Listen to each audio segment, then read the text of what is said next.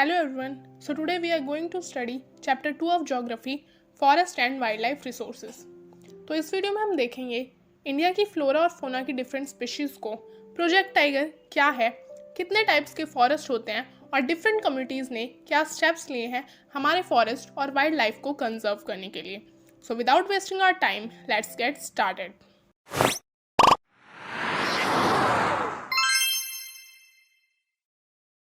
तो दोस्तों, अगर हम अपने प्यारे प्लेनेट अर्थ की बात करें तो इस पर बहुत सारे जीव जंतु और पेड़ पौधे पाए जाते हैं, जैसे micro organism, banyan tree, blue whale etcetera.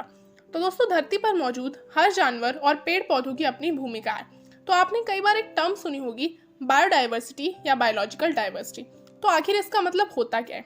Biodiversity या बायोलॉजिकल डाइवर्सिटी का मतलब होता है हमारे इंडिया में या फिर हमारे पूरे वर्ल्ड में बहुत डिफरेंट स्पीशीज ऑफ एनिमल्स और बर्ड्स पाई जाती हैं, और साथ ही पेड़ पौधों की भी हमारे पास बहुत सारी स्पीशीज हैं. जब ये सारी स्पीशीज, एनिमल्स एंड प्लांट्स आपस में एक दूसरे पर इंटरडिपेंडेंट होकर एक इन्वायरमेंट क्रिएट करते हैं, उसको हम बायोडाइवर्सिटी या बायोलॉजिकल डाइवर्सिटी कहते हैं. Flora and fauna in India. तो फ्रेंड्स, फ्लोरा का मतलब होता है प्लांट्स और फोना का मतलब होता है एनिमल्स. तो दोस्तों, इंडिया में बहुत अलग अलग तरीकों की प्लांट्स एंड एनिमल स्पीशीज पाई जाती हैं. तो हम कह सकते हैं कि India is one of the world's richest countries in the terms of its vast array of biological diversity. यहाँ तक कि बहुत सारी स्पीशीज तो अभी भी ढूंढनी बाकी हैं. तो दोस्तों, वैसे तो ये फ्लोरा एंड फोना हमारे लिए बहुत ज़्यादा इंपॉर्टेंट है, लेकिन कुछ लोग इनको टेकन फॉर ग्रांटेड ले लेते हैं. यानी एनिमल हंटिंग और डिफॉरेस्टेशन के कारण हमारे बहुत सारे एनिमल्स और प्लांट्स खतरे में हैं. दोस्तों, कुछ रिपोर्ट्स के डाटा से हमें पता चलता है कि ऑलमोस्ट इंडिया के 10% फ्लोरा और 20% मैमल्स थ्रेटन लिस्ट में हैं. और दोस्तों, बहुत सारे जानवर जैसे चीता, pink headed duck, mountain quail, इनमें से कुछ जानवर धरती से गायब हो चुके हैं और कुछ गायब होने की कगार पर हैं. तो फ्रेंड्स, जैसा कि आपने देखा कि डिफरेस्टेशन और बाकी नेगेटिव फैक्टर्स के कारण हमारे फ्लोरा और फोना का नंबर डिक्रीज हो रहा है. तो इसलिए इन्हें कंजर्व करने के लिए क्या स्टेप्स लिए गए हैं, चलिए उन्हें देखते हैं. Conservation of forest and wildlife in India. तो दोस्तों, why do we need to conserve our forest and wildlife? चलिए देखते हैं. तो दोस्तों, reason 1, conservation preserves the ecological diversity and our life support systems, water, air and soil. यानी जब हम फॉरेस्ट और वाइल्ड लाइफ को कंजर्व करते हैं तो इकोलॉजिकल डाइवर्सिटी बनी रहती है.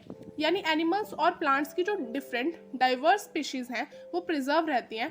ऑल्सो कंजर्वेशन से हम वाटर, फ्रेश एयर और सॉइल को भी बचा पाते हैं. Reason 2, it also preserves the genetic diversity of plants and animals for better growth of species and breeding. तो इसका मतलब है कि जब धरती पर डाइवर्स प्लांट्स एंड एनिमल्स होंगे तो जाहिर सी बात है कि जेनेटिक डाइवर्सिटी भी प्रिजर्व होगी. फॉर एग्जाम्पल, हम अभी भी एग्रीकल्चर में ट्रेडिशनल क्रॉप्स पे डिपेंडेंट है. अगर हमने उन्हें कंजर्व नहीं किया तो हमें फ्यूचर में प्रॉब्लम्स फेस करनी पड़ेंगी. तो दोस्तों, जैसा कि हम जानते हैं कि हर मछली अपने से छोटी मछली को खाती है. अब मान लीजिए तालाब से कोई एक मछली हमेशा के लिए विलुप्त हो गई, तो क्या उसे खाने वाली मछलियां ज्यादा लंबे समय तक सर्वाइव कर पाएंगी?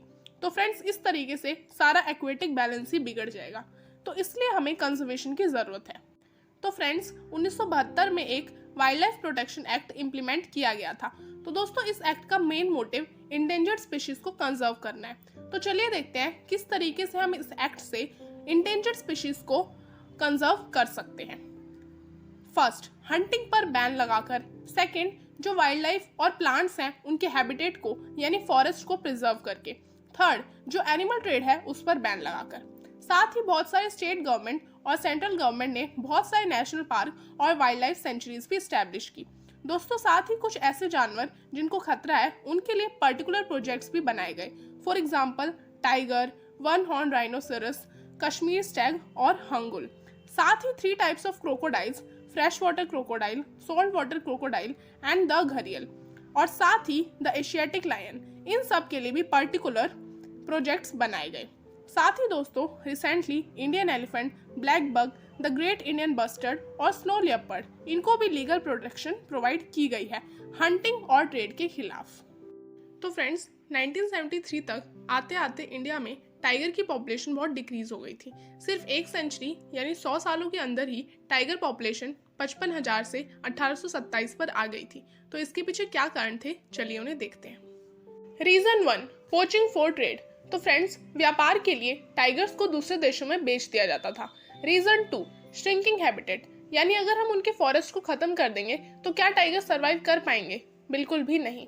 Reason 3, depletion of prey base species, यानी फ्रेंड्स, अगर टाइगर्स को खाने के लिए कोई जानवर ही नहीं मिलेगा क्योंकि बाकी जानवरों की हंटिंग हो गई है, तो एट द एंड टाइगर्स भी सर्वाइव नहीं कर पाएंगे। रीजन 4, ग्रोइंग ह्यूमन पॉपुलेशन, यानी जब ह्यूमन पॉपुलेशन इंक्रीज होती है तो रोड्स, बिल्डिंग्स एटसेट्रा भी बनाए जाते हैं, जिसके कारण पेड़ों या जंगलों को साफ करना पड़ता है, जिसकी वजह से एनिमल्स को रहने में प्रॉब्लम्स होती हैं। और फ्रेंड्स, साथ ही टाइगर्स की स्किन का ट्रेड और उनके बोन्स, जिसको बहुत सारे कामों जैसे मेडिसिन में यूज़ किया जाता है, ये भी एक कारण है टाइगर्स की पॉपुलेशन डिक्रीज का। और दोस्तों, ये स्पेशली एशियन कंट्रीज में होता है। प्रोजेक्ट टाइगर को 1973 में लॉन्च किया गया था।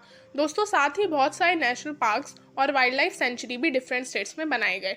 For example, Corbett national park in Uttarakhand, Sundarban national park in West Bengal, Bandhavgarh national park in Madhya Pradesh, Sariska wildlife sanctuary in Rajasthan, Manas tiger reserve in Assam and Periyar tiger reserve in Kerala. तो दोस्तों, ये सभी नेशनल पार्क्स और wildlife sanctuary tiger reserves हैं। तो friends, conservation project का main motive है biodiversity. साथ ही अब इंसेक्ट्स को भी कंजर्वेशन प्लानिंग का पार्ट बनाया जाने लगा है।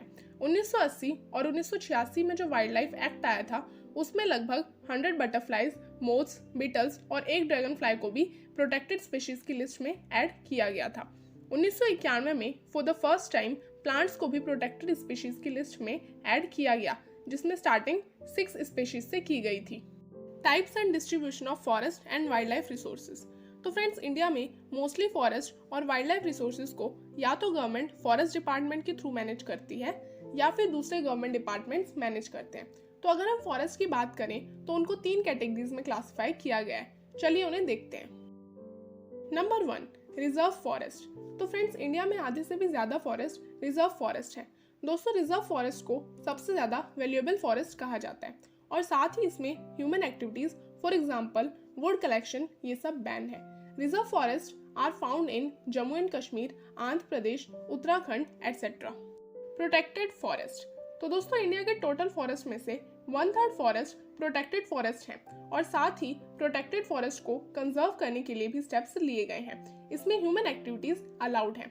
तो दोस्तों, protected forest are found in Haryana, Punjab, Rajasthan etcetera. Number 3, unclassed forest. तो फ्रेंड्स, बाकी जंगल और वेस्टलैंड अनक्लास्ड फॉरेस्ट के अंदर आते हैं। अनक्लास्ड फॉरेस्ट गवर्नमेंट, प्राइवेट इंडिविजुअल और कम्युनिटीज के द्वारा मैनेज किए जाते हैं। इसमें कोई भी जा सकता है और वुड कलेक्शन एटसेट्रा अलाउड है। तो दोस्तों, अनक्लास्ड फॉरेस्ट नॉर्थ ईस्टर्न स्टेट्स और गुजरात के कुछ भागों में पाए जाते हैं। तो फ्रेंड्स, रिजर्व्ड और प्रोटेक्टेड फॉरेस्ट को मिला के परमानेंट फॉरेस्ट भी कहा जाता है। तो दोस्तों, मध्य प्रदेश में सबसे ज्यादा परमानेंट फॉरेस्ट है। मध्य प्रदेश में ऑलमोस्ट 75% एरिया परमानेंट फॉरेस्ट से कवर है। इस चैप्टर का लास्ट टॉपिक है कम्युनिटी एंड कंजर्वेशन।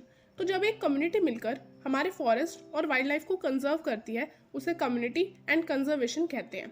तो दोस्तों, जब हम जंगलों और पेड़ों को काटते हैं तो ये भूल जाते हैं कि ये भी किसी का घर है। बहुत सारे ट्राइबल ग्रुप्स अपने लाइवलीहुड के लिए डायरेक्टली फॉरेस्ट पे डिपेंडेंट होते हैं। फ्रेंड्स, बहुत सारी लोकल कम्युनिटीज ने हमारे फॉरेस्ट को कंजर्व करने के लिए कुछ स्टेप्स लिए हैं। चलिए उन्हें देखते हैं। तो दोस्तों, राजस्थान के सरिस्का टाइगर रिजर्व में गांव के लोगों ने माइनिंग के अगेंस्ट आवाज उठाई थी। तो बेसिकली उन्होंने माइनर्स को माइनिंग करने से रोका था, क्योंकि माइनिंग के कारण सॉइल इरोजन जैसी बहुत सारी प्रॉब्लम्स पैदा होती हैं। ये सब उन्होंने वाइल्ड लाइफ प्रोटेक्शन एक्ट के अंदर किया था। साथ ही राजस्थान के अलवर डिस्ट्रिक्ट में 5 गांव के निवासियों ने लगभग 1200 हेक्टेयर फॉरेस्ट एरिया को भैरवदेव डाकव सेंचुरी डिक्लेयर कर दिया था। तो फ्रेंड्स, बेसिकली उन्होंने कुछ अपने रूल्स एंड रेगुलेशन फॉर्म किए थे, जिनके अकॉर्डिंग इस 1200 हेक्टेयर के एरिया में hunting, poaching etcetera activities allowed नहीं थी। तो बेसिकली ये फॉरेस्ट को कंजर्व करने के मोटिव से किया गया था। चिपको मूवमेंट। तो फ्रेंड्स, चिपको मूवमेंट में बेसिकली हिमालय के लोग पेड़ों से चिपक कर खड़े हो गए थे। जब पेड़ों को काटने के लिए लोग आए थे, तो हिमालय के लोगों का ये कहना था कि अगर आप इन पेड़ों को काटना चाहते हैं तो उससे पहले हमें काटना होगा। साथ ही क्रॉप्स में केमिकल्स का यूज करने के कारण भी इन्वायरमेंट को काफी ज्यादा हार्म होता है। इसलिए बीज बचाओ आंदोलन, इन तहरी एंड नवदन्या जैसे आंदोलन भी लाए गए, जिनके अकॉर्डिंग बिना सिंथेटिक केमिकल्स का यूज किए भी डाइवर्सिफाइड क्रॉप प्रोडक्शन यानी अलग अलग तरह की फसलें उगाना संभव है। तो फ्रेंड्स, इंडिया में JFM यानी जॉइंट फॉरेस्ट मैनेजमेंट भी बहुत अच्छा एग्जाम्पल है लोकल कम्युनिटीज़ की हेल्प से कंजर्वेशन करने का। तो JFM एक्ट लगभग 1988 में सबसे पहले उड़ीसा में पास किया गया था। तो बेसिकली इस एक्ट के अंदर फॉरेस्ट डिपार्टमेंट और कम्युनिटीज़ मिलकर काम करते हैं। तो बेसिकली जो कम्युनिटीज़ हैं वो फॉरेस्ट को कंजर्व करती हैं और बदले में गवर्नमेंट उन्हें जंगलों से फ्रूट्स एटसेट्रा कलेक्ट करने देती है। तो फ्रेंड्स, इस तरह से कंजर्वेशन भी हो जाती है और लोकल कम्युनिटीज़ का फायदा भी हो जाता है। Sacred groves are wealth of diverse and rare species. तो फ्रेंड्स, जैसा कि हम सब जानते हैं कि इंडिया में बहुत सारी कम्युनिटीज़ नेचर और ट्रीज को धार्मिक मानती हैं और इनकी पूजा भी करती हैं। जैसे बहुत से लोग पीपल, तुलसी और गाय की पूजा करते हैं। तो दोस्तों, नेचर वर्शिप भी फॉरेस्ट और वाइल्ड लाइफ कंजर्वेशन में बहुत बड़ा रोल प्ले करता है।